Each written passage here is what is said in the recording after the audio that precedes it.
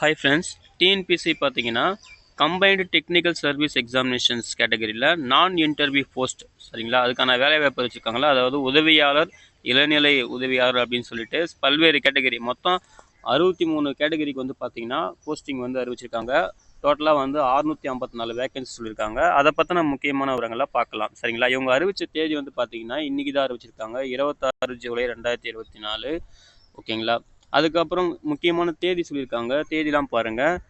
அதாவது இன்னிலேருந்தே நம்ம வந்து ஆன்லைனில் அப்ளிகேஷன் வந்து அப்ளை பண்ணிக்கலாம், 26 ஜூலை 2024. அதுக்கப்புறம் லாஸ்ட் டேட் வந்து பார்த்தீங்கன்னா ஆகஸ்ட் மாதம் 24ஆம் தேதியோட அந்த அப்ளிகேஷன் க்ளோஸ் ஆகுது. அப்ளிகேஷன் க்ளோஸ் ஆனதுக்கப்புறம் நீங்கள் கரெக்ஷன் பண்ணணும்னு நினச்சிங்கன்னா அதுக்கு வந்து 3 நாள் டைம் தராங்க. 28 ஆகஸ்ட்லேருந்து 30 ஆகஸ்ட் வரைக்கும் 3 நாள் டைம் தராங்க. ஓகேங்களா. அதுக்கப்புறம் எக்ஸாமோட டேட் அண்ட் டைமே சொல்லியிருக்காங்க. ஃபஸ்ட்டு பேப்பர் 1 பாருங்கள், Tamil eligible test, general studies, aptitude and mental eligible test. அதுக்கு வந்து பார்த்தீங்கன்னா அக்டோபர் 26ஆம் தேதி வந்து இருக்குன்னு சொல்லியிருக்காங்க. ஓகேங்களா. அக்டோபர் 26. டைமிங் வந்து 9:30 to 12:30, 3 ஹவர்ஸ் வந்து எக்ஸாமு அப்படின்னு சொல்லியிருக்காங்க. அதுக்கப்புறம் பேப்பர் 2 சப்ஜெக்ட் பேப்பர் வந்து என்னென்ன சப்ஜெக்ட் வந்து இருக்கும், அதுக்கப்புறம் அந்த சப்ஜெக்ட் கோடு என்ன, அதுக்கான சிலபஸுமே டீட்டெயிலாக கொடுத்துருக்காங்க சரிங்களா. எக்ஸாம் வந்து பாருங்கள், அதாவது பேப்பர் 2 வந்து 14 அக்டோபர்லேருந்து 23 அக்டோபர்னு சொல்லிட்டு ஷெடியூல் பண்ணியிருக்காங்க. இதில் இந்த 19 அக்டோபர் 20 அக்டோபர் மட்டும் எக்ஸாம் இருக்காது, அதை மட்டும் சொல்லியிருக்காங்க சரிங்களா. ஸோ இதுதான் வந்து அந்த சப்ஜெக்ட் பேப்பர். அதாவது வேரியஸ், அதாவது 63 கேட்டகரிக்கு வந்து 53 கேட்டகரிக்கு வந்து பார்த்திங்கன்னா ஜாப் அறிவிச்சிருக்காங்க இல்லையா. அதனால இத்தனை சப்ஜெக்ட் வந்து இதில் இன்வால்வ் இருக்குது. அதுக்கான சப்ஜெக்ட் கோடு கொடுத்துருக்காங்க, சிலபஸ்மே கொடுத்துருக்காங்க, நம்ம டீட்டெயிலாக பார்க்கலாம். ஓகேங்களா. அதுக்கப்புறம் வந்து பார்த்தீங்கன்னா நீங்கள் அப்ளை பண்ணும்போது கரெக்டாக உங்கள் எஜுகேஷன் குவாலிஃபிகேஷன் என்னவோ கரெக்டாக நீங்கள் வந்து அப்ளை பண்ணிவிடுங்கன்னு சொல்லியிருக்காங்க. பிறகு வந்து போஸ்ட் அண்ட் வேகன்சி வந்து சொல்லியிருக்காங்க, என்னென்ன போஸ்ட் இருக்குதுன்னு சொல்லிட்டு. ஃபஸ்ட்டு வந்து பாருங்கள், அசிஸ்டன்ட் இன்ஜினியர் சிவில் போஸ்ட் இருக்குது. அதுக்கு வந்து பாருங்கள் Tamil Nadu police housing corporation limited மொத்தம் 5 வேகன்சி, அதையுமே கேஸ்ட் வைஸ் சொல்லியிருக்காங்க. அதுக்கப்புறம் அசிஸ்டன்ட் இன்ஜினியர் அதே civil category Chennai metropolitan development அத்தாரிட்டிக்கு, அதுக்கு ஒரு வேகன்சி சொல்லியிருக்காங்க. அதுக்கு பிறகு அக்ரிகல்ச்சர் ஆஃபீஸர் எக்ஸ்டென்ஷன் சொல்லிட்டு அதுக்கு பார்த்தீங்கன்னா 32 வேகன்சி சொல்லியிருக்காங்க, இதையுமே கம்யூனிட்டி வைஸ் சொல்லியிருக்காங்க. அப்புறம் ஆர்கிடெக்சரல் அசிஸ்டண்ட், பிளானிங் அசிஸ்டண்ட் சொல்லிட்டு அதுக்கு வந்து 3 வேகன்சி சொல்லியிருக்காங்க. Assistant director industrial safety and health 4 vacancy. Assistant engineer civil அதுக்கு வாட்டர் ரிசோர்ஸஸ் 115 வேகன்சி. நீங்கள் முக்கியமாக இந்த போஸ்ட் கோடு நோட் பண்ணிக்கோங்க சரிங்களா. போஸ்ட் கோடு ரொம்ப முக்கியம், ஏன்னா எல்லாமே அசிஸ்டன்ட் இன்ஜினியர் சிவில் அப்படின்னு சொல்லிட்டு இருந்துகிட்டே இருக்கும். அதே போல் அசிஸ்டன்ட் இன்ஜினியர்னு சொல்லிட்டு இருக்கும், அந்த டிபார்ட்மெண்ட்டு போஸ்ட் கோட் கரெக்டாக ஞாபகம் வச்சுக்கோங்க. ஓகேங்களா. அதுக்கு பிறகு அசிஸ்டன்ட் இன்ஜினியர் சிவில்லே வந்து பார்த்தீங்கன்னா பப்ளிக் ஒர்க்ஸ் டிபார்ட்மெண்ட்டுக்கு 45 வேகன்சி சொல்லியிருக்காங்க. பிறகு அசிஸ்டன்ட் இன்ஜினியர் ஹைவேஸ் வந்து பார்த்தீங்கன்னா 3 வேகன்சி. அப்புறம் அசிஸ்டன்ட் இன்ஜினியர் எலக்ட்ரிக்கல் பார்த்தீங்கன்னா 67 வேகன்சி. ஓகேங்களா. அதுக்கப்புறம் ஏஐக்கு வந்து எலக்ட்ரிக்கல் வந்து பார்த்தீங்கன்னா ஹிந்து ரிலீஜியஸ் சேரிட்டபிள் என்டோமெண்ட் சொல்லிட்டு அந்த டிபார்ட்மெண்ட்டுக்கு 13 வேகன்சி. அப்புறம் அசிஸ்டன்ட் இன்ஜினியர் இண்டஸ்ட்ரீஸ்ன்னு சொல்லிட்டு இதுக்கு வந்து பாருங்கள் ஒரு வேகன்சி. அப்புறம் அசிஸ்டன்ட் ஜியாலஜிஸ்ட் அக்ரிகல்ச்சர் இன்ஜினியரிங் டிபார்ட்மெண்ட்டுக்கு பார்த்தீங்கன்னா ஒரு vacancy. Assistant geologist geology and மைனிங்க்கு 5 வேகன்சி. அப்புறம் அதுலேயே அசிஸ்டன்ட் ஜியாலஜிஸ்டில் வாட்டர் ரிசோர்ஸ்க்கு வந்து 14 வேகன்சி சரிங்களா. அப்புறம் assistant engineer rural development panchayat Raj அங்கே பார்த்தீங்கன்னா 18 வேகன்சி சொல்லியிருக்காங்க. அப்புறம் கெமிஸ்ட்ரிக்கு வந்து பார்த்தீங்கன்னா ஒரு வேகன்சி. ட்ரக் இன்ஸ்பெக்டருக்கு 15 வேகன்சி. அப்புறம் ஜூனியர் ஆர்கிடெக்ட் அதுக்கு வந்து பார்த்தீங்கன்னா 5 vacancy. Junior manager finance and அக்கௌண்ட்ஸ்க்கு 4 வேகன்சி. அதுக்கப்புறம் கியூரேட்டர் கெமிக்கல் கன்சர்வேஷன் சொல்லிட்டு 15 வேகன்சி. அதுக்கு பிறகு ரிசர்ச் அசிஸ்டண்ட் சொல்லிட்டு 5 வேகன்சி. அப்புறம் ஸ்டாட்டிஸ்டிக்கல் இன்ஸ்பெக்டர் 10 வேகன்சி. அதுக்கு பிறகு பார்த்தீங்கன்னா அசிஸ்டன்ட் இன்ஜினியர் சிவிலுக்கு வந்து பார்த்தீங்கன்னா 5 வேகன்சி, அதாவது தமிழ்நாடு ஸ்மால் இண்டஸ்ட்ரியல் டெவலப்மெண்ட் அதுலேயே அசிஸ்டன்ட் மேனேஜருக்கு வந்து 15 வேகன்சி. பிறகு ஏஐ சிவிலுக்கு வந்து பார்த்தீங்கன்னா 14 வேகன்சி. இதில் ஏஐ சிவிலுக்கு தான் அதிகமான வேகன்சி மாதிரி கொடுத்துருக்காங்க. ஜூனியர் அனலிஸ்ட்டுக்கு வந்து பார்த்தீங்கன்னா 5 வேகன்சி. டிரான்ஸ்லேட்டருக்கு வந்து பார்த்தீங்கன்னா 3 வேகன்சி லா டிபார்ட்மெண்ட்டுக்கு. அப்புறம் அசிஸ்டன்ட் லைப்ரரியன்ட் கிரேட் 1 இதெல்லாம் பாருங்கள், மொத்தம் 3 வேகன்சி சொல்லியிருக்காங்க தனித்தனியாக. அதுக்கு பிறகு பார்த்தீங்கன்னா டெக்னிக்கல் எக்ஸிக்யூட்டிவ் மெக்கானிக்கல் அதுக்கு பார்த்தீங்கன்னா 13 vacancy. Tamil Nadu cement corporation limited அதுக்கு. அப்புறம் எக்ஸிக்யூட்டிவ் சர்வேயர் ஜியாலஜிஸ்ட் அதுக்கு வந்து பாருங்கள் ஒரு வேகன்சி சொல்லியிருக்காங்க. டெப்யூட்டி மேனேஜர் டயரிங் சொல்லிட்டு சிஸ்டம் அப்படின்னு சொல்லிட்டு ஃபஸ்ட்டு அதுக்கு 2 வேகன்சி. இந்த டயரிங்க்கு வந்து பார்த்தீங்கன்னா 23 வேகன்சி சொல்லியிருக்காங்க, தமிழ்நாடு கோஆப்ரேட்டிவ் மில்க் ப்ரொடியூசர்ஸ் அந்த டிபார்ட்மெண்ட்டுக்கு. அப்புறம் செக்ரட்டரியல் ஆஃபீஸர்ஸ் லீகலுக்கு வந்து பார்த்தீங்கன்னா ஒரு வேகன்சி. ஃபோர்மேனுக்கு மெரெயினுக்கு ஒரு வேகன்சி. ஜூனியர் கெமிஸ்ட்ரிக்கு 6 வேகன்சி. அப்புறம் டெபுட்டி மேனேஜர் குவாலிட்டி அஷூரன்ஸுக்கு வந்து பார்த்தீங்கன்னா 12 வேகன்சி. அப்புறம் எக்ஸ்ரே அனாலிஸ்ட்டுக்கு வந்து பாருங்கள் 2 வேகன்சி. அப்புறம் சிசிஆர் ஆப்ரேட்டருக்கு 4 வேகன்சி.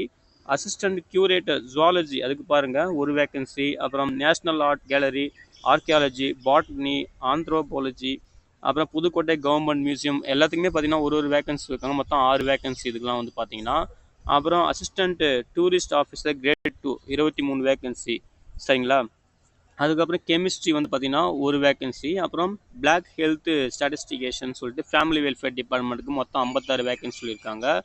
அதுக்கு பிறகு ஸ்டோர் கீப்பருக்கு வந்து பாருங்கள் ஃபோர்னிஸ் சயின்சஸ்ன்னு சொல்லிட்டு ஒரு வேகன்சி. அப்புறம் assistant warehouse manager junior assistant சொல்லிட்டு தமிழ்நாடு வேர்ஹவுஸ் கார்பரேஷன் 73 வேகன்சி சொல்லியிருக்காங்க. இதுதான் வந்து இந்த வேகன்சியோட டீட்டெயில்ஸு. மொத்தம் 654 வேகன்சி பார்த்தீங்கன்னா 53 போஸ்ட் கேட்டகரிக்கு வந்து பிரித்து சொல்லியிருக்காங்க. சரிங்களா? நீங்கள் வந்து எந்த கேட்டகரிக்கு வந்து வில்லிங்காக இருக்கீங்களோ உங்களுக்கு எஜுகேஷன் குவாலிஃபிகேஷன் என்னவோ அதுக்கேற்ற மாதிரி பார்த்துக்குங்க. கம்யூனிட்டி வைஸாகவும் சொல்லியிருக்காங்க. உங்கள் கம்யூனிட்டி என்னவோ அதையுமே கரெக்டாக செக் பண்ணிக்கோங்க. சரிங்களா? அதே போல் ஏஜ் லிமிட் வந்து பார்த்தீங்கன்னா சொல்லியிருக்காங்க. ஏஜ் லிமிட்டை பொறுத்த வரைக்கும் ஃபஸ்ட்டு வந்து பார்த்தீங்கன்னா இந்த SC, SCA, ST, MBC, BC, BCM இவங்களை தவிர்த்து மற்றவங்களுக்கு மட்டும் சொல்லியிருக்காங்க. அது வந்து பாருங்கள் போஸ்ட் கோடு, அதாவது சீரியல் நம்பர் 1லேருந்து, சரிங்களா? சீரியல் நம்பர் 1லேருந்து இந்த போஸ்ட் கோடு அசிஸ்டன்ட் டைரக்டர்லேருந்து சீரியல் நம்பர் வந்து பார்த்தீங்கன்னா 16 வரைக்கும். சரிங்களா? 16 வரைக்கும் பாருங்கள்.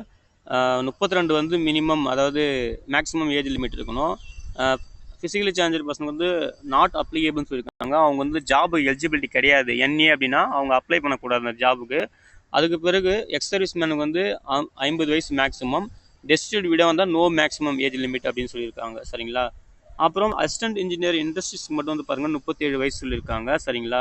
அதே போல் போஸ்ட் கோடு அந்த சீரியல் நம்பர் 17லேருந்து அதுக்கப்புறம் வந்து பார்த்தீங்கன்னா 17லேருந்து 49 வரைக்கும். ஓகேங்களா? 49 வரைக்கும் பார்த்தீங்கன்னா காமனாக சொல்லியிருக்காங்க. மேக்ஸிமம் ஏஜ் லிமிட் வந்து 32. ஃபிசிக்கலி சேலஞ்சர் பசங்க 42. Ex service man 50. டெஸ்டியூட் விட வந்தால் நோ மேக்ஸிமம் ஏஜ் லிமிட் சொல்லியிருக்காங்க. சரிங்களா? அப்புறம் ரிமைனிங் அந்த மற்ற போஸ்ட்டுக்கு வந்து பார்த்தீங்கன்னா 50லேருந்து 53க்கு வந்து தனித்தனியாக மினிமம் 31 வயசு, 33 வயசுலேருந்து 37 வயசுன்னு சொல்லிட்டு அந்த போஸ்ட் கிடைக்கிற மாதிரி சொல்லியிருக்காங்க. லைப்ரரி, கெமிஸ்ட்ரி, ஃபோர்மன் இதுக்கெல்லாம் வந்து பார்த்தீங்கன்னா இது செக் பண்ணிக்கோங்க. ஓகேங்களா? இந்த என்ஏன்னா நாட் அப்ளிகேபிள், நீங்கள் வந்து அந்த ஜாபுக்கு அப்ளை பண்ணக்கூடாதுன்னு அர்த்தம். ஓகேங்களா? அதுக்கப்புறம் BC, BCM, MBC, SC, SC, ST இவங்களுக்கு வந்து சொல்லியிருக்காங்க. இவங்களுக்கு பார்த்தீங்கன்னா maximum no maximum age limit தான் சொல்லியிருக்காங்க. சரிங்களா? நான் சொன்னேன் பார்த்தீங்களா, அதாவது ஃபிசிக்கலி சேலஞ்சர் பர்சன் வந்து அந்த சீல் நம்பர் 1லேருந்து இந்த போஸ்ட் 15 வரைக்கும் அப்ளை பண்ணக்கூடாது. ஏன்னா என்ஏன்னு கொடுத்துருக்காங்க. மற்றபடி பிசிஎம், எம்பிசி, எஸ்சி, எஸ்டி, எஸ்டிக்கெலாம் பார்த்தீங்கன்னா நோ மேக்ஸிமம் ஏஜ் லிமிட் தான் சொல்லியிருக்காங்க. சரிங்களா? அதாவது 60 வயசு தாண்டி இருக்கக்கூடாது. எந்த டேட்னா 1 ஜூலை 2024 இதுக்குள்ளே. ஓகேங்களா? அதான் சொல்லியிருக்காங்க. அதுக்கு பிறகு எஜுகேஷன் குவாலிஃபிகேஷன் சொல்லியிருக்காங்க அந்த டிபார்ட்மெண்ட்டுக்கு, அந்த ஃபீல்டுக்கு ஏற்ற மாதிரி. சரிங்களா? மொத்தம் 53 கேட்டகரி இருக்குது பார்த்தீங்களா? எஜுகேஷன் குவாலிஃபிகேஷன் சொல்லியிருக்காங்க. நான் வந்து இந்த எஜுகேஷன் குவாலிஃபிகேஷனை பற்றி டீட்டெயிலாக மற்ற இன்னொரு வீடியோவில் போடுறேன். அதை பார்த்து தெரிஞ்சுக்கலாம். நீங்களும் ஒரு டைம் நோட்டிஃபிகேஷனை படிங்க. அப்புறம் மெடிக்கல் அண்ட் ஃபிசிக்கல் ஸ்டாண்டர்ட் கொடுத்துருக்காங்க. மோஸ்ட்லி பார்த்தீங்கன்னா விஷன் ஸ்டாண்டர்ட் தான் கொடுத்துருக்காங்க. பார்வைக்கு தான் கொடுத்துருக்காங்க. ஓகேங்களா? அது வந்து என்னென்னு கரெக்டாக அங்கே செக் பண்ணிக்கோங்க. எல்லா போஸ்ட்டுக்கும் எல்லா ஃபீல்டுக்குமே சொல்லியிருக்காங்க. மொத்தம் 53 கேட்டகரிக்குமே பார்த்தீங்கன்னா விஷன் ஸ்டாண்டர்டு. அப்புறம் நாலேஜ் இன் தமிழ் வந்து எப்படி இருக்கணும் அப்படின்னு சொல்லிட்டு ஏதாவது ஒரு சப்ஜெக்ட் தமிழ் கண்டிப்பாக படிச்சிருக்கணும் 10th 12th அப்படின்னு சொல்லியிருக்காங்க. சரிங்களா? அப்புறம் ஃபிசிக்கலி சேலஞ்சர் பர்சனுக்கான கேட்டகரி சொல்லியிருக்காங்க. அதையுமே கரெக்டாக செக் பண்ணிக்கோங்க. ஓகேங்களா? அதாவது எந்தெந்த ஃபீல்டுக்கு வந்து ஒர்க் வந்து எப்படி இருக்குன்றதை ஃபிசிக்கலி சேலஞ்சர் பர்சன் சொல்லியிருக்காங்க. நீங்களும் கரெக்டாக செக் பண்ணி பார்த்துட்டு அப்ளை பண்ணுங்கள். சரிங்களா? அதுக்கு பிறகு வந்து பாருங்கள், அவங்களுக்கு தான் அந்த இன்ஸ்ட்ரக்ஷன்லாம் சொல்லியிருக்காங்க. அப்புறம் எக்ஸாமோட பிளான் சொல்லியிருக்காங்க. சரிங்களா? அதாவது இது ஃபஸ்ட்டு வந்து பார்த்தீங்கன்னா அதர் தென் த டிரான்ஸ்லேட்டர் ஜாப் தவிர்த்து மற்றவங்களுக்கு. ஓகேங்களா? இது வந்து டிரான்ஸ்லேட்டர் ஜாப் அப்ளை பண்ணுறது கிடையாது. அவங்கள தவிர்த்து மற்றவங்களுக்கு. சரிங்களா? போஸ்ட் அதர் தென் டிரான்ஸ்லேட்டர் அவங்களுக்கான பேப்பர் 1, பேப்பர் 2 வந்து எப்படி எக்ஸாம் பிளான் சொல்லியிருக்காங்க. மொத்தம் வந்து அதாவது பார்ட் ஏ, பேப்பர் 1ல் part A, part B, paper 2 வந்து பார்த்திங்கன்னா சப்ஜெக்ட் பேப்பரு. சரிங்களா? அதில் வந்து பார்த்திங்கன்னா மொத்தம் 200 கொஸ்டின் கேட்பாங்க. ரெண்டுமே பேப்பர் 1 ஒரு செஷன் நடக்கும், பேப்பர் 2 ஒரு செஷன் 3 hours நடக்கும். மொத்தம் 450 மார்க்ஸ் சொல்லியிருக்காங்க. சரிங்களா? மினிமம் குவாலிஃபை மார்க் வந்து பார்த்திங்கன்னா SC, SC, STA, MBC, DC, BC, பிசிஎம்க்கு வந்து பேப்பர் 1 பொறுத்த வரைக்கும் 60 மார்க்கு. அதர்ஸ்க்கும் 60 மார்க் சொல்லியிருக்காங்க. அதே போல் பார்ட் பி வந்து பாருங்கள், பார்ட் பி பேப்பர் 2 வந்து பார்த்தீங்கன்னா 150 மார்க் அப்படின்னு சொல்லியிருக்காங்க. அதாவது மினிமம் குவாலிஃபைங் மார்க் வந்து 135, அதற்கு 180 சொல்லியிருக்காங்க சரிங்களா. அதாவது 450க்கு சொல்லியிருக்காங்க. ஃபஸ்ட்டு வந்து பேப்பர் 1 பார்ட் ஏ வந்து தமிழ் எலிஜிபிள் டெஸ்ட் இல்லையா, அதில் வந்து மினிமம் நீங்கள் 60 மார்க் வாங்கியே ஆகணும் சரிங்களா. அதை வாங்கினோம், அது வந்து எடுத்தால் மட்டும்தான் பேப்பர் 2 பார்ட் பி இதெல்லாம் கரெக்ட் பண்ணுவாங்க. பேப்பர் 2வும் பார்ட் பியும் கரெக்ட் பண்ணுவாங்க அப்படின்னு சொல்லியிருக்காங்க. இது வந்து பாருங்கள் அப்ஜெக்டிவ் டைப் மெத்தடில் தான் வந்து நடக்கும். அதாவது பேப்பர் 1 பொறுத்த வரைக்கும் ஓஎம்ஆர் மெத்தடில், பேப்பர் 2 பொறுத்த வரைக்கும் சிபிடி பேஸ்டு கம்ப்யூட்டர் பேஸஸ் நடக்கும் அப்படின்னு சொல்லியிருக்காங்க சரிங்களா. இதையும் தெளிவாக பார்த்துக்குங்க. அதுக்கு பிறகு சப்ஜெக்ட் பேப்பர் சொல்லியிருக்காங்க. சப்ஜெக்ட் பேப்பர் வந்து யாராவது எந்தெந்த ஃபீல்டு அப்ளை பண்ணுறீங்களோ அந்த ஃபீல்டுக்கு ஏற்ற மாதிரி அவங்க சப்ஜெக்ட் பேப்பர் வந்து ரீட் பண்ணுற மாதிரி இருக்கும். அந்த பேப்பரும் வந்து பார்த்தீங்கன்னா இங்கிலீஷில் இருக்குமா தமிழில் இருக்குமா சொல்லிட்டு கடைசி சொல்லியிருக்காங்க. உங்களுக்கு எந்த சப்ஜெக்டோ அதை கரெக்டாக செக் பண்ணிக்கோங்க. உங்களுக்கு பேப்பர் கொஸ்டின் பேப்பர் வந்து இங்கிலீஷில் இருக்குமா தமிழ் இருக்குமான்னு கரெக்டாக பார்த்து செக் பண்ணி அப்ளை பண்ணுங்கள் சரிங்களா. இதுலேயும் செக் பண்ணிக்கங்க, டீட்டெயிலாக கொடுத்துருக்காங்க. யாராருக்கு சப்ஜெக்ட், அதாவது சப்ஜெக்ட் பேப்பர் என்னென்ன இருக்குது, என்னென்ன கோடு, அது கொஸ்டின் பேப்பர் இங்கிலீஷில் இருக்குமா தமிழ் இருக்குமான்னு தெளிவாக கொடுத்துருக்காங்க. அப்புறம் டிரான்ஸ்லேட்டர் போஸ்ட்டுக்கு நீங்கள் அப்ளை பண்ணுறீங்கன்னா உங்களுக்குமே பேப்பர் 1 பேப்பர் 2, பேப்பர் 1ல் பார்ட் ஏ பார்ட் பி அப்படின்னு சொல்லிட்டு இருக்கும். அதுக்கப்புறம் பாருங்கள் 2 செஷனாக இருக்கும். பேப்பர் 1 செஷனு, பேப்பர் 2 ஒரு செஷனு, 3 ஹவர்ஸ்னு சொல்லிட்டு சரிங்களா. மொத்தம் 450 மார்க் தான் உங்களுக்கும். அதே தான் அங்கே சொன்ன மினிமம் க்ரைட்டேரியா தான். பார்ட் ஏ வந்து 60 மார்க் எடுக்கணும். பார்ட் பியில் வந்து பார்த்தீங்கன்னா இதெல்லாம் சேர்த்து மினிமம் 450க்கு 135 மார்க்கு, 150 மார்க் எடுக்கணும்னு சொல்லியிருக்காங்க. எஸ்சி எஸ்சி எஸ்டிக்கு 135, அதர்ஸ்க்கு 180 சரிங்களா. உங்களுக்கும் அப்ஜெக்ட் டைப் தான் ஓஎம்ஆர் மெத்தடில். ஆனால் பேப்பர் 2 மட்டும் டிஸ்கிரிப்டிவ் டைப்பில் நடக்கும்னு சொல்லியிருக்காங்க சரிங்களா. டிஸ்கிரிப்டிவ் டைப்பில் வந்து எக்ஸாம் இருக்குன்னு சொல்லியிருக்காங்க. அதான் இங்கே சொல்கிறாங்க பாருங்கள் தெளிவாக. அதாவது நீங்கள் பேப்பர் 1ல் பார்ட் ஏ வந்து நீங்கள் வந்து எலிஜிபிலிட்டி ஆனால் தான் பாஸ் பண்ணால் மட்டும்தான் உங்கள் பார்ட் பி பேப்பரும் பேப்பர் 2வும் கரெக்ஷன் பண்ணுவோம் அப்படின்னு தெளிவாக சொல்லியிருக்காங்க. அதேமாதிரி அந்த பேப்பர் 1ல் அந்த பார்ட் பி இருக்குது பார்த்தீங்களா, அதாவது ஜென்ரல் ஸ்டடீஸ், இது வந்து கொஷின் பேப்பர் பார்த்தீங்கன்னா தமிழ்லையும் இருக்கும் இங்கிலீஷ்லேயும் இருக்கும்னு சொல்லியிருக்காங்க சரிங்களா. சப்ஜெக்ட் பேப்பரை பொறுத்த வரைக்கும் ஒரு சில சப்ஜெக்ட் மட்டும் தமிழ் இங்கிலீஷில் இருக்கும், ஒரு சில சப்ஜெக்ட்லாம் இங்கிலீஷில் மட்டும் தான் இருக்கும். அதுதான் நான் முன்னாடியே சொல்லியிருக்கேன். அந்த டேபிள் வந்து கரெக்டாக, இந்த டேபிள் கரெக்டாக செக் பண்ணிக்கங்க சரிங்களா. அதுக்கப்புறம் கம்யூனிகேட் பண்ணுறதுக்கு ஏதாவது டவுட் இருந்தால் கம்யூனிகேட் பண்ணுறதுக்கு ஹெல்ப்லைன் நம்பர் கொடுத்துருக்காங்க, மெயில் ஐடி கொடுத்துருக்காங்க. இதில் வந்து நீங்கள் வந்து கம்யூனிகேட் பண்ணிக்கலாம். காலை 10 மணிலேருந்து ஈவினிங் 5:45க்குள்ளே வந்து நீங்கள் கம்யூனிகேட் பண்ணிக்கலாம் ஏதாவது டவுட் இருந்தால் அப்படின்னு சொல்லியிருக்காங்க சரிங்களா. அப்புறம் அப்ளை பண்ணுறது ஆக்சுவலாக நம்ம டிஎன்பிஎஸ்சியில் எப்படி அப்ளை பண்ணுறோமோ அந்த மாதிரி தான் அப்ளை பண்ணணும். எக்ஸாம் ஃபீஸ் பார்த்தீங்கன்னா 100 ரூபாய் எக்ஸாம் ஃபீஸ் பே பண்ணுற மாதிரி இருக்கும். அப்புறம் அதாவது யாருக்கெல்லாம் சில கம்யூனிட்டி கேட்டகரிலாம் வந்து பார்த்தீங்கன்னா ஃபீஸ் கிடையாது. அது வழக்கம் போல் டிஎன்பிஎஸ்சியில் ஃபாலோ பண்ணுற விஷயம் தான் நம்ம ஃபாலோ பண்ணணும் ஓகேங்களா. அப்புறம் அன்னெக்சர் 2ல் எல்லாருக்கான க்ரைட்டேரியா கொடுத்துருக்காங்க. Ex service man, women's, disable, அதாவது பர்சன் வித் டிசேபிலிட்டிஸ், அப்புறம் எஸ்சி எஸ்டின்னு சொல்லிட்டு அப்புறம் சர்டிஃபிகேட் ஃபார்மேட் கொடுத்துருக்காங்க. அதுக்கு பிறகு வந்து பார்த்தீங்கன்னா டிசேபிள் சர்டிஃபிகேட் வந்து எந்தெந்த கேட்டகரிக்கு எப்படிலாம் வந்து சர்டிஃபிகேட் வாங்கணும்னு சொல்லியிருக்காங்க. அப்புறம் டெஸ்டிடியூட் விடோ, டிரான்ஸ்ஜெண்டர், அதுக்கப்புறம் வந்து பார்த்தீங்கன்னா பேக்வேர்டு கிளாஸஸ்ஸு, அதுக்கப்புறம் சிலபஸ் கொடுத்துருக்காங்க. அன்னெக்சர் 3ல் பாருங்கள் சிலபஸ் கொடுத்துருக்காங்க. சிலபஸ் வந்து first Tamil eligibility test, Tamil மொழியை தகுதி தேர்வு கொடுத்துருக்காங்க. அதை ஃபாலோ பண்ணி ஜென்ரல் ஸ்டடீஸ் கொடுத்துருக்காங்க சரிங்களா. ஜென்ரல் ஸ்டடீஸ் வந்து தமிழ்லேயும் இருக்கும் இங்கிலீஷில் இருக்கும் கொஸ்டின் வந்து. அதுக்கப்புறம் பார்த்தீங்கன்னா சப்ஜெக்ட் பேப்பர் கொடுத்துருக்காங்க. சப்ஜெக்ட் பேப்பர் உங்களுக்கு என்ன சிலபஸ் சப்ஜெக்ட் கோடோ அந்த சப்ஜெக்ட் கோடு செக் பண்ணி உங்கள் சப்ஜெக்ட் சிலபஸ் வந்து எடுத்து படிங்க சரிங்களா. எல்லாமே டிகிரி ஸ்டாண்டர்ட் தான். ஜென்ரல் ஸ்டடீஸு இது எல்லாமே டிகிரி ஸ்டாண்டர்ட் தான். தமிழ் எலிஜிபிலிட்டி டெஸ்ட் மட்டும் 10th ஸ்டாண்டர்டில் இருக்கும், அவ்வளோதான் ஓகேங்களா. இது எல்லாமே சப்ஜெக்ட் சிலபஸ் ஓகேங்களா. அதுக்கப்புறம் இது சப்ஜெக்ட் சிலபஸ் முடிஞ்சதுக்கப்புறம் அதுக்கப்புறம் எப்படி எக்ஸாம் நடக்கும், எந்த பேட்டர்னில் எக்ஸாம் நடக்கும், அந்த என்னென்ன ஈவெண்ட் இருக்கும், எப்போ பில் அடிப்பாங்க எக்ஸாம் டைமில் அப்படின்றதெல்லாம் பாட்டமில் கொடுத்துருக்காங்க, நோட்டிஃபிகேஷன் பாட்டமில் கொடுத்துருக்காங்க ஓகேங்களா. அதாவது எக்ஸாம் நடக்கிற இந்த மெத்தட்ஸ் என்னென்ன ஈவெண்ட் இருக்கும் எக்ஸாம் நடக்கிறப்போ ஒரு ஈவெண்ட் அப்பயும் அந்த அலாரம் செட் பண்ணுறது, பெல் டைமிங் அதெல்லாம் சொல்லியிருக்காங்க. அதையும் கரெக்டாக செக் பண்ணிக்கங்க. அப்புறம் அப்ஜெக்டிவ் டைப் கொஸ்டின், அதாவது ஓஎம்ஆர் மெத்தட் வந்து எப்படி எக்ஸாம் நடக்கும். அதுக்கப்புறம் பார்த்தீங்கன்னா கம்ப்யூட்டர் பேஸ்டு எக்ஸாம் எப்படி நடக்கும். அதுக்கப்புறம் வந்து டிஸ்கிரிப்டிவ் எக்ஸாம் எப்படி நடக்கும்னு சொல்லிட்டு அதுக்கான இன்ஸ்ட்ரக்ஷன் கொடுத்துருக்காங்க. அதையுமே கரெக்டாக செக் பண்ணிக்கங்க. அப்புறம் சர்டிஃபிகேட் ஃபார்மேட் கொடுத்துருக்காங்க. அது தேவைப்பட்டால் நீங்கள் எடுத்து யூஸ் பண்ணிக்கங்க. அப்புறம் நீங்கள் சப்போஸ் எதனா மிஸ்பிஹேவ் பண்ணிங்கன்னா உங்களை எப்படி டிபார் பண்ணுவோம், அதுக்கான பனிஷ்மெண்ட் என்ன அப்படின்னு சொல்லியிருக்காங்க கீழே வந்து சரிங்களா. இந்த நோட்டிஃபிகேஷன் பாட்டமில் கொடுத்துருக்காங்க. அப்புறம் எக்ஸ்பீரியன்ஸ் சர்டிஃபிகேட் ஃபார்மேட்டில் கொடுத்துருக்காங்க. ஒரு சில ஃபீல்டெலாம் எக்ஸ்பீரியன்ஸ் சர்டிஃபிகேட் கேட்டிருப்பாங்க இல்லையா, அந்த சர்டிஃபிகேட் ஃபார்மேட்டில் கொடுத்துருக்காங்க. மொத்தம் 191 பேஜ் இருக்குது.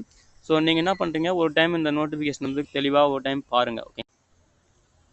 இந்த டவுன்லோட் பண்ணுறதுக்கான லிங்க் வந்து நான் தரேன். நோட்டிஃபிகேஷன் டவுன்லோட் பண்ணுற லிங்க் தரேன். நான் தமிழ்லையும் தரேன், இங்கிலீஷ்லையும் தரேன். 2 வெர்ஷனே இருக்குது சரிங்களா.